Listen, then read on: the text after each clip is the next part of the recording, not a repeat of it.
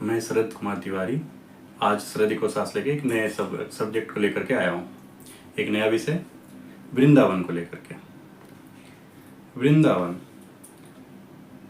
यह वह जगह है जहाँ बहुत सारे भक्त लगातार दर्शन के लिए आते हैं।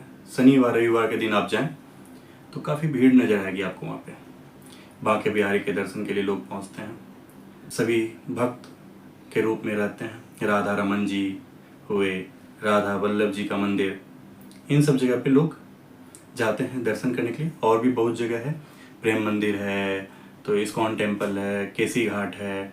तो आप देखेंगे कि यमुना जी का भी विहार करते हैं लोग, गोकुल भी जाते हैं, रमन रेती जाते हैं। तो इस तरह के आप देखेंगे वृंदावन में बहुत सारे लोग जाते हैं।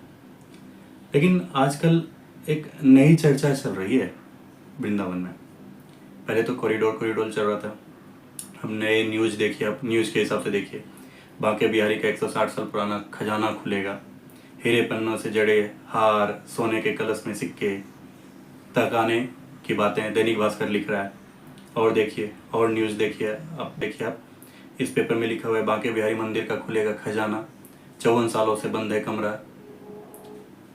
इसी तरह आप और भी न्यूज़पेपर को, जितने भी न्यूज़पेपर को उठा लीजिए, सब में आज यही खबर चल रहा है कि बांके बिहारी मंदिर का इतने साल पुराना, 50 साल, कोई 70 साल, कोई 50, मतलब सभी अपने अपने हिसाब से जो है दे रहे हैं। इसी तरह देखिए एनडीटीवी ने भी एक न्यूज़ डाला है, बांके बिहारी मंदिर का खजाना 54 साल बाद खुलेगा, अंदर क्या क्या है जानकर आप हैरान हो जाएंगे। इसी तरह आपको याद होगा एक बार पद्मनाभ मंदिर का भी खुला था केरल में। तो इस तरह के मतलब मंदिर के खजाने के बारे में अभी बात चल रही है कि मंदिर का खजाना खुलेगा, कि इतने सारे खजाने में क्या क्या भरे पड़े मिलेंगे। कलश, मूर्ति, सोने के जेवरात पूरे भरे पड़े मिलेंगे। तो महारानी का दिया हुआ जो डंडा है, जो हीरे जवाहरात से बना हुआ, मतलब और भी जो राजा महाराजाओं द्वारा दिया गया है बांके बिहारी का, तो वहाँ इतने सारे मिलेंगे। लेकिन मेरा पूछना है कि ये खजाना ढूंढा ही क्यों जा रहा है? आपके पास नगर निगम है, आप देखिए, मतलब वृंदावन का एक नगर निगम भी है। नगर निगम टैक्स भी लेती है, डोर टू डोर कैंपेन करके साफ सुथरा सफाई अभियान भी चलाती है। लेकिन उसके बावजूद भी आपको बांके बिहारी मंदिर के खजाने पे नज़र क्यों है? आप खजाने को ही क्यों ढूंढना चाहते हैं? सभी जगह मंदिर के खजाने पे ही आप ढूंढना चाहते हैं। खजाने से आपको क्या मिलने वाला है? आप देखिए, आपने काशी कॉरिडोर बनाया,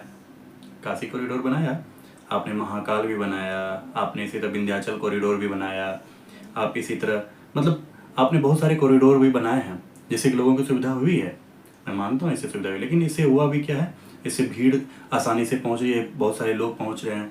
भीड़ देखिए, अयोध्या में चले जाइए या काशी में चले जाइए, सभी जगह भीड़ बढ़ा है। तो आपको ना सबसे ज़्यादा ध्यान देना पड़ेगा मथुरा वृंदावन के नगर निगम पे। इनका जो काम है साफ सफाई का, जो सुथरा दें, लोगों को व्यवस्था दें, उस पर फोकस करने पर आपका ज़्यादा ध्यान है। आप वैसे भी आप देखें ना कितना कचरा व्यवस्था बना रहता है सब जगह। वृंदावन में, मथुरा में बहुत सारा, वृंदावन में कचरा ही कचरा भरा रहेगा। भीड़ तो इतनी लबालब होती है कि पूछिए मत, उसकी व्यवस्था कहीं नहीं होती। आप देखें कि गंदगी, आप देखें दीवारों का जो सौंदर्यीकरण है वो नहीं हो पाया है। कहीं पे भी टूटा फूटा सीढ़ियाँ हैं, कहीं पे गली जो है, नाले मतलब बाहर से बह रहे हैं, ऐसे एकदम गंदगी। आपको इस पे फोकस करना चाहिए। आप मतलब लोगों की व्यवस्था, जैसे कि बाहर में जो है साधु सब जो है, साधु संत जो वहाँ आए हुए हैं, उनकी व्यवस्था नहीं हो पा रही है। सही से व्यवस्था होनी चाहिए, उस पर नहीं आपका ध्यान जा रहा है। वो इधर उधर बैठे हुए हैं बेचारे। हाँ ठीक है, वो तपस्या के लिए आए, वो वहाँ पे आए संत। आप कॉरिडोर पे ध्यान दीजिए ना। आप कॉरिडोर बनाना चाहते हैं, कॉरिडोर ठीक है, कॉरिडोर बहुत अच्छी चीज़ है। इससे लोगों की भीड़ को समाहित किया जा सकता है, मतलब लोगों की भीड़ को अच्छे से व्यवस्था दी जा सकती है। लेकिन आप पैसे पे मत जाएं। आप मंदिर के पैसे पे क्यों ध्यान देना चाहते हैं? मंदिर का पैसा आप अभी व्यवस्था कर लेंगे। अभी आपकी एक अच्छी सरकार है, या आप सरकार है कि आप चाहते हैं मंदिर के समर्थन में आप रहना चाहते हैं। लेकिन आप देखते हैं ना, खजाने की बात ही जब होती है तो देखते हैं भारत के बहुत सारे मंदिरों के खजानों पे सरकार का ही है। आप जीएसटी लेते ही हैं, टैक्स आप जमा लेते ही हैं। तो आप उस टैक्स से, जैसे हर एक देश के हर एक राज्य में, हर एक डिस्ट्रिक्ट में, हर एक जगह पे आप खर्च तो करते हो ना, नई नई जगह बनाते हो, सुविधा देते हो। तो उसी तरह आप मंदिर के खजाने पे नज़र मत डालो, आप अपने टैक्स से उसकी भरपाई करो। हाँ, जब नहीं होता है तो थोड़ा बहुत आप मंदिर से सुविधा ले सकते हो, लेकिन इसका मतलब ये नहीं कि आप मंदिर के खजाने पे देखो। नहीं तो मंदिर का खजाना का देख लो ना, तिरुपति में क्या हुआ।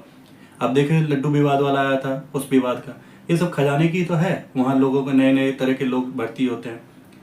ठीक है, कुछ नई अच्छी अच्छी न्यूज़ भी आई है उसमें कि वृंदावन में वीआईपी दर्शन पे रोक लगाया जा रहा है, ये सब अच्छी व्यवस्था है, ये सब ठीक है, इन सब का आप करो, ठीक है, कॉरिडोर बना रहे हो वो ठीक है, लेकिन मंदिर में व्यवस्था में आप घुसने की कोशिश मत करो।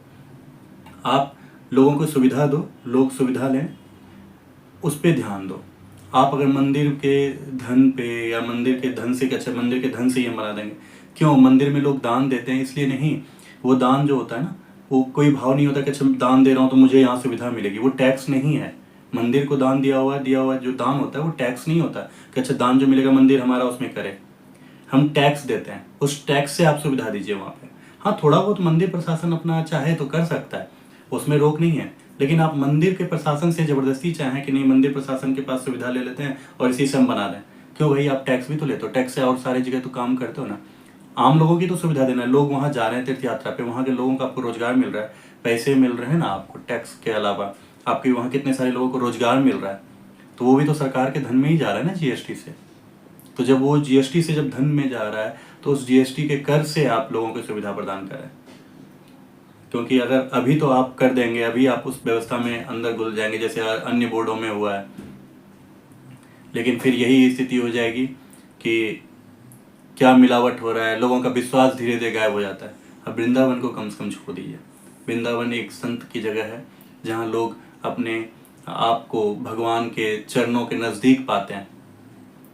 तो इस ब्रजभूमि को छोड़ करके बात की जाए। हाँ, आप कॉरिडोर बनाएं, व्यवस्था करें, साफ सुथरा रखें, यमुना जी को साफ कर दें, सफाई करें, पर्यावरण पे ध्यान दें।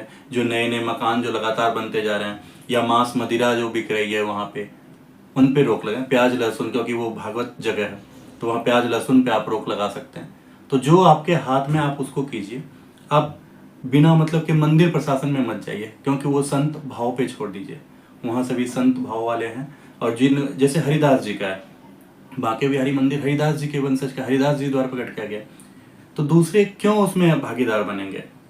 किसी को छूने का अधिकार नहीं होता मंदिर का, और आप जाएंगे धीरे धीरे, आप अधिकारी बनाएंगे, धीरे धीरे जाकर मंदिर को छूना शुरू कर देंगे, बांके बिहारी को छूना शुरू कर देंगे, राधा रमन जी को छूना शुरू कर देंगे, राधा वल्लभ जी को छूना शुरू कर देंगे। इस तरह तो कोई भी किसी ने जाकर के, तो तुम वो जो उनकी जो पुरानी स्थिति है वो स्थिति ही बरकरार नहीं रहेगी, उनकी जो स्थिति है उसको भंग कर दी जाएगी। तो उसे भंग मत करें, उसे व्यवस्थित बने रहने दें और उन गोस्वामियों के हाथों में ही रहने दें जो गोस्वामी हैं वहाँ पे। मैं ये नहीं कहता कि अच्छा ठीक है सभी दूध के दूल्हे हैं, या वो नहीं चाहते, वो भी चाहते हैं, अच्छा ठीक है, उनका उनके हिसाब से ठीक है, आप एक दो सीए या कुछ व्यवस्था कर दें आप, लेकिन अधिकतर मेंबर में बहुमत में गोस्वामियों को रखें, अपने आधे रखें। मेंबर को आप बनाना ही चाहते हैं ट्रस्ट तो आधे रखें, क्योंकि ये जो बाहर से जा रहे हैं ना, इनमें भक्ति नहीं होगी, ये बिजनेसमैन होंगे, ये हिसाब करेंगे, वहाँ भक्ति वाला चाहिए, तभी आप भक्ति को भक्ति के साथ देख सकेंगे। जब भक्ति में आप बिजनेस को शामिल कर देंगे ना, घालमेल हो जाएगा ना, तो वहाँ फिर भक्ति में स्थिति नहीं बन पाएगी। जैसे आप देखिए ना, जहाँ भी आप कर रहे हो भक्ति में स्थिति बन पा रही है, लोग भीड़ के भीड़ पहुंचे जा रहे हैं, लेकिन भक्ति बन पा रही है? भीड़ पहुंच रही है। वृंदावन को कम से कम भक्ति में रहने दें। बस मैं इतना ही कहना चाहूँगा।